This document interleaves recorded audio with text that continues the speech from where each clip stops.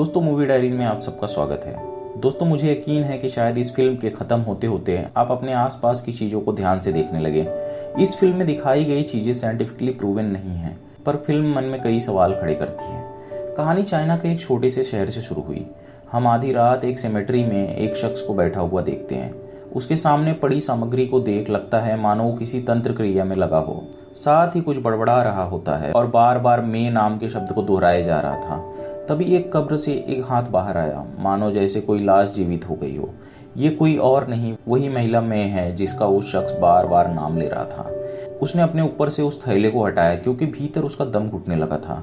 मे एक वैश्या है, उसके साथ वाला शख्स चेन एक फॉर्चून टेलर है, यानी वो शख्स जो इंसान को देख उसका भूत भविष्य सब बता देता है। काफी वक्त से मे के जीवन में कुछ ठीक नहीं चल रहा था, इसलिए वो चेन के पास गई थी ताकि वो अपना भाग्य जान सके। चेन ने बताया कि आज रात 7 से 9 के बीच उसके भाग्य में मौत लिखी है। यहाँ उसने ये भी बताया कि आज रात 7 से 9 उसके जीवन के सबसे कठिन पल साबित होंगे, लेकिन आज यहाँ उसके भाग्य को बदल देगा। इस पूरे 2 घंटे उसे चेन का हिम्मत के साथ साथ देना होगा। यहाँ एक तरह से भाग्य को झांसा देने की कोशिश चल रही थी। उसने मे को दोबारा से कोशिश करने के लिए कहा क्योंकि वक्त निकलता जा रहा है। अगर उसने इस 2 घंटों को संभाल लिया तो उसके ऊपर से मौत का साया हमेशा के लिए टल जाएगा। मे उसकी बात मान कब्र में सो गई। उसने मे के दोनों हाथ बांध दिए ताकि कुछ भी हो जाए पर वो बाहर ना निकले। चेन ने उसे पूरी तरह मिट्टी से ढक दिया। फिर उसने अपना सब तामझाम शुरू किया, लेकिन तभी तेज हवाएं चलने लगी, बादल भी गरजने लगे और देखते ही देखते आसमान में काले बादल छा गए और तेज बारिश शुरू हो गई। चेन को बस मे के नाम वाले कपड़े को जलाना था। अगर कपड़ा पूरी तरह से जल गया तो समझो मुसीबत टल गई, लेकिन तेज हवा और बरसात क्रिया में अड़चन बनने लगी। फिर भी वो कोशिश करता रहा।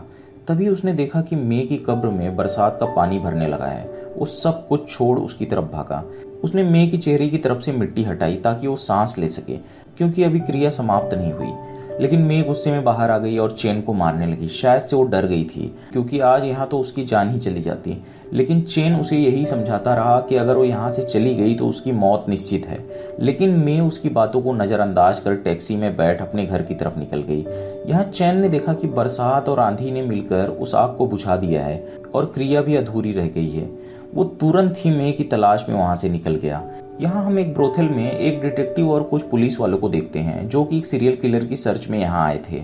यहाँ पता चलता है कि ये सीरियल किलर वेश्याओं को बड़ी बेरहम मौत देता है। डिटेक्टिव हर ब्रोथल में जाकर वेश्याओं को अलर्ट करने लगा ताकि अगर कोई भी ऐसा संदिग्ध व्यक्ति दिखे तो वो तुरंत उन्हें खबर करे। वहाँ वो पैंसी नाम की एक वेश्या से मिला। उसने उसे पर्चा पकड़ा दिया जिसमें उस कातिल के चेहरे पर मास्क लगी हुई तस्वीर थी, क्योंकि किसी ने भी आज तक उसे देखा नहीं। सिर्फ सीसीटीवी की मदद से एक तस्वीर मिली थी जिसमें उसके चेहरे पर मास्क लगा है।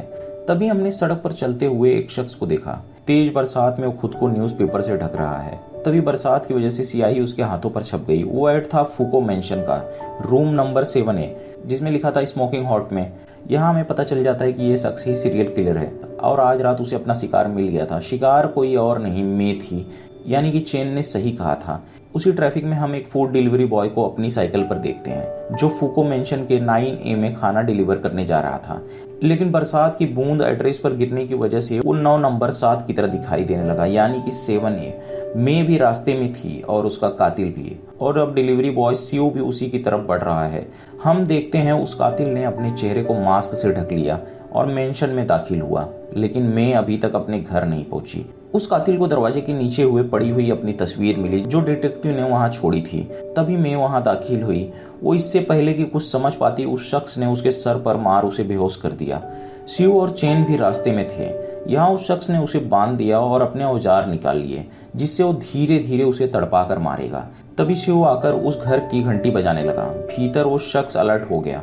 तभी मे की मुंह की पट्टी खुल गई और वो मदद के लिए चिल्लाने लगी, लेकिन तभी उस कातिल ने मे की कहानी वहीं खत्म कर दी। अक्सर वो अपने शिकार को आराम से वक्त लेकर खत्म करता था, लेकिन आज शिव के आ जाने से उसका सारा मामला बिगड़ गया। शिव ने उसके चिल्लाने की आवाज सुनी, लेकिन उसकी कोई खास प्रतिक्रिया नहीं। तभी चेन वहां आ गया और दरवाजे को धक्का देने लगा, लेकिन शिव शांति से खड़ा ये सब देखता रहा। चेहरे पर कोई चिंता नहीं और ना ही किसी बात का डर। तभी दरवाजा खुला और उस शख्स चेन को धक्का देकर वहां से भाग गया। बाहर डिटेक्टिव और पुलिस उसका पीछा करने लगे, लेकिन वो कातिल बचकर निकलने में कामयाब रहा। उसने एक रेस्टोरेंट के वॉशरूम में अपने कपड़े बदल लिए जिससे पुलिस उसे पहचान नहीं पाई। साथ ही यहाँ हमें यकीन हो जाता है कि चेन सही था, लेकिन सच में ये सब बातें हमें सोचने पर मजबूर करती हैं कि क्या भाग्य में जो लिखा है उसे पता लगाकर बदलना संभव है, या फिर भाग्य में जो लिखा है वो होकर रहेगा। ये सब बातें बिल्कुल उलझी हुई लगती हैं कि आखिर कैसे। कमरे में दाखिल होते ही मे की लाश देख चैन उल्टियां करने लगा। मे की लाश टंगी हुई थी और शरीर से खून फर्श पर गिर रहा था। सारा फर्श उसके खून से लाल हो गया। लेकिन शिव उस नज़ारे को देख मन ही मन मगन होने लगा। उसकी आंखें बड़ी हो गई। आम इंसान के लिए ये नज़ारा देख पाना भी मुश्किल था, लेकिन शिव उसे करीब से देखने लगा और फर्श पर पड़े उस खून में जोर जोर से छोटे बच्चों की तरह कूदने लगा। ये दृश्य सच में हमें सोचने पर मजबूर कर देता है कि कुछ तो गलत है इस इंसान के साथ, क्योंकि एक साधारण इंसान ऐसी हरकतें नहीं कर सकता। डिटेक्टिव वहां आया। चैन नीचे बैठा शराब पी रहा था और शिव उस लाश के करीब बैठा उसे ध्यान से देख रहा था। दोनों को पुलिस स्टेशन ले जाया गया। चैन ने उन्हें सारी बात बताई कि उसने मे के भाग्य को बदलने की कोशिश की थी, लेकिन वो असफल रहा। बरसात ने सब कुछ बर्बाद कर दिया। उन पुलिस वालों को ये सब किसी मजाक सा लगा। वहां उस ऑफिसर ने चेक करके बताया कि बारिश में भीगने की वजह से शिव के ऑर्डर का नंबर 9 से 7 बन गया था, जिस वजह से वो गलत पते पर पहुंच गया। महिला पुलिस ऑफिसर को ये थोड़ा अजीब लगा कि कमाल है, तुम दोनों की कहानी में जिम्मेदार बारिश ही है। शिव अपने जूते में लगे खून को देख खुश होता दिखाई देता है।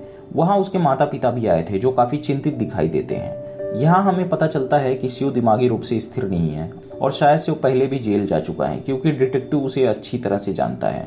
यहाँ वो अपने जूतों के साथ खेलने लगा। डिटेक्टिव ने उसके जूते ले लिए। चैन को ये सब थोड़ा अजीब सा लगा। शिव का उस गलत पते पर पहुंच जाना, ये सब सिर्फ संयोग मात्र नहीं हो सकता। उसने अपने जेब से कुछ सिक्के निकाले जिसे वो भाग्य देखने के लिए इस्तेमाल करता है। यहाँ उसे शिव के बारे में कुछ अजीब बातें पता चली, जो मात्र संयोग नहीं हो सकता। शिव जब अपने माता पिता के साथ जाने लगा तो चैन गाड़ी के सामने आ गया और बताने लगा कि तुम्हारी जिंदगी मुश्किल में पड़ सकती है, एक बार आकर मुझसे मिलो।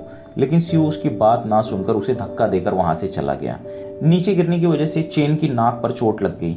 यहाँ हम राज शिव को कमरे में बैठा हुआ देखते हैं, जिसके हाथ में नाइफ है और वो गुस्से में मालूम पड़ता है। यहाँ हमें पता चलता है कि शिव का बचपन से ही एक किलर माइंडसेट रहा है, जिसे वो चाह कर भी कंट्रोल नहीं कर सकता। उसने बाहर सड़क से एक बिल्ली को गुजरते हुए देखा। वो नाइफ लेकर उस बिल्ली को मारने जाने लगा। तभी उसके माता पिता ने उसे रोकने की कोशिश करी, लेकिन वो वहां से भागकर चला गया। उसका पीछा करते वक्त माँ वहीं सड़क पर गिर गई। उसने उस काली बिल्ली को जान से मारने की कोशिश करी, लेकिन वो बिल्ली वहां से भाग निकली। उसे सड़क की दूसरी तरफ चैन दिखाई दिया। उसने कहा कि हमारा दोबारा से इस तरह मिल जाना संयोग नहीं हो सकता। उसने शिव को अपने साथ आने के लिए कहा। थोड़ा सोचने के बाद वो उसके साथ चला गया। यहाँ चैन ने उसका पूरा पास्ट बता दिया कि बचपन से ही उसके भीतर एक कत्ल करने की चाह है। एक बार बिल्ली की हत्या करने के जुर्म में वो जेल भी जा चुका है। ये सभी बातें जान शिव के होश उड़ गए, क्योंकि अब तक जो भी चैन ने उसके बारे में बताया वो सब सच था। उसने बताया कि भविष्य में उसके हाथों फिर किसी की हत्या होगी, जिसके लिए उसे दोबारा से जेल जाना होगा। अब उसे चैन की बातों पर यकीन होने लगा। शिव ने कहा कि वो जेल नहीं जाना चाहता।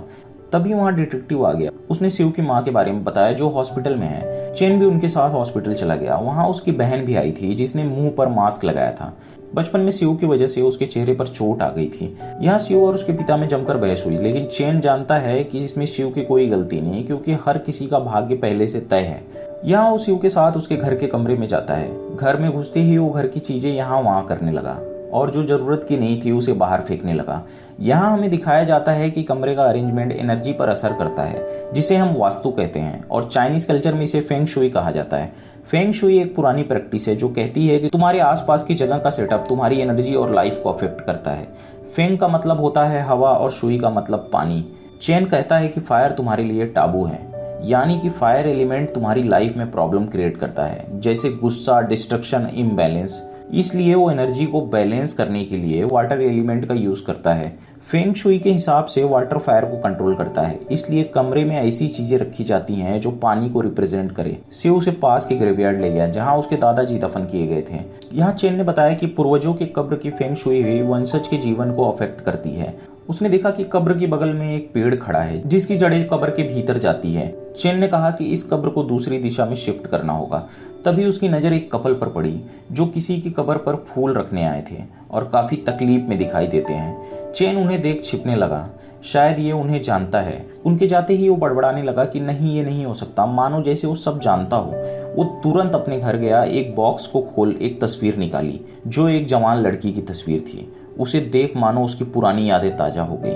उस तस्वीर को सीने से लगाकर वो खुद को समझाने लगा कि नहीं, ऐसा नहीं हो सकता, इस लड़की की जिंदगी इतनी छोटी नहीं हो सकती। दूसरे दिन वो शिव से मिलने आया तो उसकी बिल्डिंग रिपेयर हो रही थी, जिसकी वजह से पूरी बिल्डिंग को नेट से ढक दिया गया था। यहाँ चेन शॉक्ड हो गया क्योंकि बिल्डिंग पर नेट ढक जाने से उसकी सारी फॉर्मेशन खराब हो गई थी। यहाँ यूनिवर्स अपनी चाल चल रहा था जो उसकी समझ से बाहर थी। उसने तुरंत शिव से इस जगह को छोड़ देने को कहा। जब वो ग्रेवयार्ड गए ताकि उसके दादाजी की कब्र की दिशा बदल सके, लेकिन वहां पहले से काफी भीड़ लगी थी। रात लैंडस्लाइड की वजह से पूरा ग्रेवयार्ड टूट चुका था। वहां उस लड़की के माता पिता भी थे जिसे चेन ने उस दिन यहाँ देखा था। उस शख्स चेन को देख गुस्से से भर गया और अपनी बेटी के मौत का जिम्मेदार उसे ठहराने लगा। चेन भी जानता है कि वो दोषी है। वो उस लड़की की कब्र से जाकर लिपट गया और रोने लगा, मानो जैसे उससे माफी मांग रहा हो। तभी अचानक से उसे एक स्ट्रोक आया और वहीं गिर गया। उसे लगा कहीं वो पागल तो नहीं हो गया, लेकिन अपने गले में पड़े सैनिटी चार्म को देख उसे राहत मिली। ये पेंडेंट उसके माइंड को शांत रखने का काम करता है। लेकिन यहाँ काफी कंफ्यूजन क्रिएट हो जाती है कि उस लड़की का मर जाना और चेन को स्ट्रोक आना, ये सब सवाल उलझे थे। वो अपने घर गया और अपने कमरे की सारी चीजें देखने लगा, क्योंकि सब कुछ तो व्यवस्थित था, तो उसके साथ ये सब क्यों हो रहा है। तभी उसे याद आया कि उसके नाक पर कुछ दिन पहले चोट लगी थी, जो कि उसका लकी स्पॉट था। इसका मतलब है बैड लक। यहाँ हम देख पाते कि ये सब संयोग नहीं था, शिव का मिलना और उसे ये चोट लगना। चेन काफी डर गया था। उसने अपने पास्ट के बारे में बताया। जब वो छोटा था तो उसके माता पिता को दिमागी बीमारी हो गई थी। एक दिन उसके पिता ने उसकी आंखों के सामने ही घर की खिड़की से छलांग लगा दी और उनकी मौत हो गई। इसी तरह एक दिन अपने पागलपन से लड़ते हुए उसकी माँ भी गुजर गई। जब वो बड़ा हुआ तो अपना भाग्य देखने एक फॉर्चून टेलर के पास गया। उसने बताया कि एक दिन वो भी पागल हो जाएगा। यहाँ हमें पता चलता है कि तब वो उस लड़की के साथ रिलेशनशिप में था जिस लड़की की कब्र को हमने उस ग्रेवयार्ड में देखा था। अपने इस पागलपन के डर से उसने उस लड़की से अपने सारे रिश्ते तोड़ दिए और अकेले इस जगह रहकर अपने भाग्य को बदलने लगा। चेन रोने लगा कि उसने उसे अकेला छोड़कर ठीक नहीं किया। वो उस सदमे से उभर नहीं पाई और अपनी जान दे दी। उसने शिव से कहा कि अब उसकी कोई मदद नहीं कर सकता, इसलिए शिव गुस्से में उसकी चीजों को तोड़ने फोड़ने लगा और चेन को लगातार मेंटल स्ट्रोक पड़ने लगे, मानो जैसे उसका डर उसके सामने हो। शिव ने उसके सैनिटी चार्म पेंडेंट को भी जला दिया। उसने बाहर लगे हुए सारे फूल तोड़ दिए। सुबह चेन ने देखा सिर्फ एक फूल ही बच पाया। जब उसे उसने गमले में लगाया तो उस फूल के पत्ते झड़ गए और एक कली ने जन्म लिया, यानी उसे एक नई उम्मीद मिली। उसने सभी चीजों को सही किया और अपने पीठ पर एक सिंबल टैटू करवाया। ये एक तरह से मंत्र या प्रोटेक्शन सिंबल होते हैं। वो आसमान की तरफ चिल्लाने लगा, मानो जैसे वो यूनिवर्स को चैलेंज कर रहा हो। उसके पीठ पर बने सिंबल शो करते हैं कि उसकी एनर्जी आज पॉजिटिव अलाइनमेंट में है। हम देखते हैं दूसरे दिन शिव में के ठिकाने पर चला गया। फर्श पर पड़े सूखे खून की महक लेने लगा, जैसे वो अपने भीतर के कातिल को रोक नहीं पा रहा। तभी वहाँ चेन आ गया। उसने बताया कि वक्त बहुत कम है और उसे अपने साथ ले गया। उसने उसे एक दूसरे घर में शिफ्ट कर दिया जहाँ एक बेड और वॉशरूम के अलावा और कुछ नहीं था।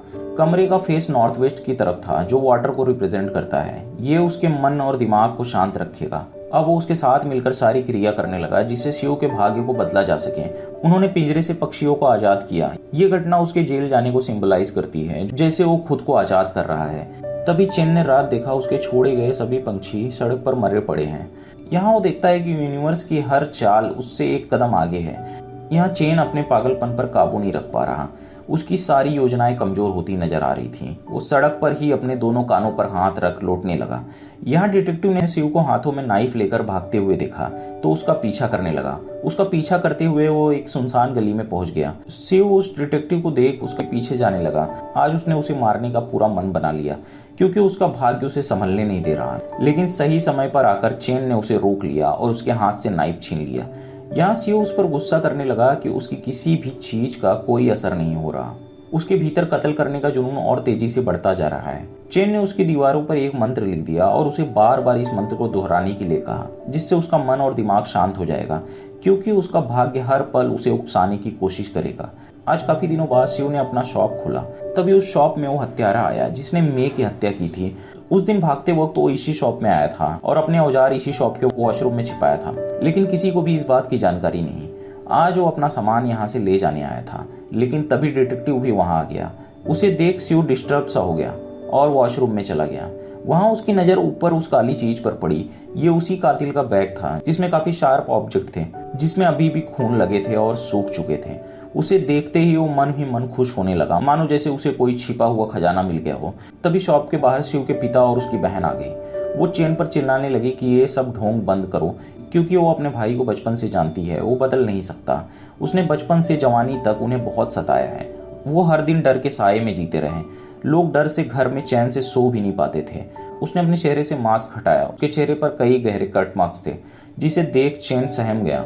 इस पर शिव की बहन ने कहा कि अगर किसी का भाग्य बदलना है तो मेरा बदलो, क्योंकि वो भी और लड़कियों की तरह आम जिंदगी जीना चाहती थी। यहाँ चैन ने अपनी नजरें नीचे कर ली। उसकी खामोशी बता रही थी कि वो बीते कल को तो वापस नहीं ला सकता, लेकिन आने वाले कल में सुधार करने का पूरा प्रयास कर रहा है। यहाँ उस कातिल ने देखा कि वॉशरूम के दरवाजे पर लॉक है। यहाँ शिव ने झूठ कहा कि वॉशरूम टूटा हुआ है, इसलिए बंद है। यहाँ उस कातिल को शिव पर शक हुआ कि शायद से इसे हथियारों वाला बैग मिल चुका है। यहाँ डिटेक्टिव ने पेंसी को 2 गुंडों से बचाया। शायद से पेंसी ने उनसे उधार लिए थे, जो वो समय पर नहीं चुका पाई। रात जब शिव अपना शॉप बंद कर वहां से जाने लगा तो कातिल उसका पीछा करने लगा। यहाँ घर में आते ही शिव हथियारों की महक लेने लगा, जो उसे जुर्म करने के लिए मजबूर कर रहे हैं। लेकिन तभी उसकी नजर दीवार पर लिखे मंत्रों पर गई और उसने वो बैग बंद कर दिया। तभी दरवाजे पर पेंसी आई। वो उधारी वालों से बचने के लिए इसी बिल्डिंग में शिफ्ट हो गई है। उसकी घर की लाइट चली गई थी। शिव ने जाकर उसे ठीक किया। यहाँ कमरे में जाने के बाद पेंसी उसे सेड्यूस करने लगी, लेकिन शिव मौका देख वहां से निकल गया। लेकिन कातिल उन पर नजर बनाए हुए था। यहाँ उसकी नजर पेंसी पर पड़ी और उसे अपना अगला शिकार भी मिल गया। लेकिन जब चैन को पेंसी के बारे में पता चला तो वो शॉक्ड हो गया, क्योंकि पेंसी का इस घर में शिफ्ट होना इससे एक संयोग नहीं हो सकता। पेंसी ने बताया कि मे की हत्या के बाद फूको मेंशन में क्लाइंट्स ने आना बंद कर दिया था, इसलिए वो इस जगह शिफ्ट हो गई। यहाँ उसने पेंसी का पूरा पास्ट बता दिया कि किस तरह से वो लॉटरी खरीदने के चक्कर में कर्ज में डूब चुकी है। उसने बताया कि वो भविष्य में भी कभी लॉटरी नहीं जीतेगी, लेकिन भाग्य के अनुसार इस महीने उसकी मौत हो सकती है। ये सुन पेंसी डर गई। चैन ने घर के अंदर और बाहर सभी चीजें सेट कर दी और उसे कुछ चीजें दे दी जो उसके बैड लक को दूर करेंगी। तभी चैन ने कमरे में शिव को उन हथियारों के साथ देखा और उसे फेंकने के लिए कहा। तभी कमरे में वो कातिल आ गया। उसने चैन को दीवार पर ढकेल दिया, जिससे उसके सर पर चोट लग गई और वो शिव से बैग लेकर वहां से भाग गया। शिव अपनी गाड़ी लेकर उसका पीछा करने लगा। कातिल तो भाग निकला, लेकिन चैन उसकी गाड़ी के सामने आकर टकरा गया। जब उसे होश आया तो उसने खुद को पागल खाने में पाया। शिव उसे यहाँ ले आया था। उसे लगा कि चैन पागल हो चुका है, लेकिन वो दिमागी रूप से बिल्कुल ठीक था। दोनों वहां से चले गए। उसने शिव के ड्रिंक में बेहोशी की दवा मिला दी और उसे एक जेल जैसी जगह में बंद कर दिया, ताकि वो यहाँ से कहीं भाग ना पाए। और रात वो सभी चीजों को जलाने लगा जो उसके बैड लक को दूर करेंगे। तभी तेज हवा बहने लगी। चैन समझ गया कि ये यूनिवर्स का एक संकेत है, जो उसे इस बार फिर सफल नहीं होने देगा। सुबह हम देखते हैं बेहोशी की हालत में वो उसे हॉस्पिटल के मुर्दा घर में ले गया, जहां लाशें रखी होती हैं। यहाँ हम देखते हैं आज लॉटरी शॉप पर उस कातिल की नजर पेंसी पर पड़ी। वो उसे ध्यान से देखने लगा। पेंसी उसकी आंखें देख पहचान गई कि यही कातिल है। शायद से आज ये शख्स पेंसी को अपना शिकार बनाने आया था। जब वो अपने घर वापस गई तो उसने डिटेक्टिव को उस कातिल के बारे में फोन पर इन्फॉर्म कर दिया। यहाँ हम देखते हैं कातिल घर में दाखिल हुआ और उस लड़की को धक्का देकर फर्श पर गिरा दिया और दरवाजा बंद कर दिया। लेकिन हम देखते हैं डोरमेट की वजह से दरवाजा खुला ही रह गया और धक्का लगने से टेबल पर रखा हुआ ड्रैगन पर्ल जमीन पर गिर गया। सब कुछ यूं ही नहीं हुआ। ड्रैगन पर्ल भी उसे चैन ने दिया था और डोरमेट भी उसने सही डायरेक्शन में लगाया था, जिससे दरवाजा खुला ही रह गया। उसने वो पर्ल कातिल के गर्दन में घुसा दिया, लेकिन जैसे वो शख्स पेंसी को मारने गया, डिटेक्टिव ने आकर उसे शूट कर दिया। यहाँ चैन ने पेंसी के भाग्य को बदल दिया था। यहाँ हम देखते हैं शिव को होश आ गया। वहां चैन ने एक बॉडी को निकाला। आज यहाँ उस शख्स की स्पिरिट को शिव के शरीर में पोजेस करवाना चाहता है, ताकि उसके भीतर से मारने की इच्छा खत्म हो जाए। एक बार आज का दिन निकल गया तो सब कुछ बदल जाएगा, लेकिन शिव ऐसा नहीं होने देना चाहता। वो भागने की कोशिश करने लगा। यहाँ चैन मंत्र दोहराने लगा ताकि इस शख्स की स्पिरिट शिव की बॉडी को पोजेस कर ले। यहाँ हम देखते हैं शिव ने झूठ कह दिया कि स्पिरिट ने उसकी बॉडी को पोजेस कर लिया है।